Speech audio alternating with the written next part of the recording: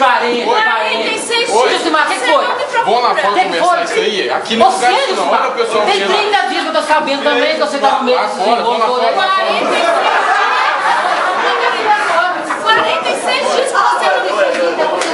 Você só fica na internet. Eu quero tomar café, eu não tem problema agora não. Ô, gente, desculpa aí, que às vezes pode controle mesmo, o casal tá meio complicado aí. Exaltar? Deus vai abençoar. Vai dar certo, deixa o Ministério da Casa atuar ali agora, vai dar certo. Pode ficar calmo e comer, viu? Isso aqui é só, como você já sabe, todo mundo sabe.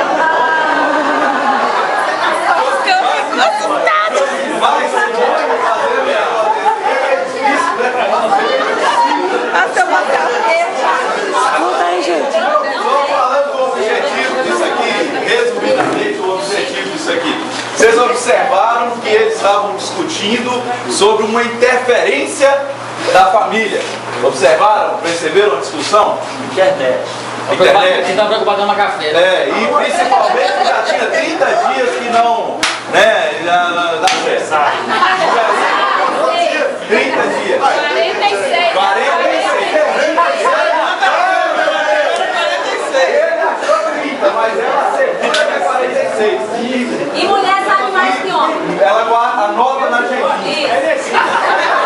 E aí vocês perceberam também que houve a interferência de outro casal que também foi atingido, saiu dando rajada em todo mundo.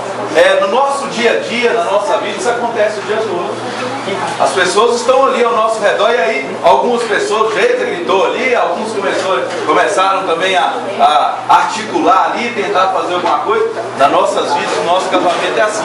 Tudo que a gente faz, quer seja bom, quer seja ruim, tem um monte de gente à nossa volta, tentando opinar, tentando ajudar ou atrapalhar, tentando influenciar.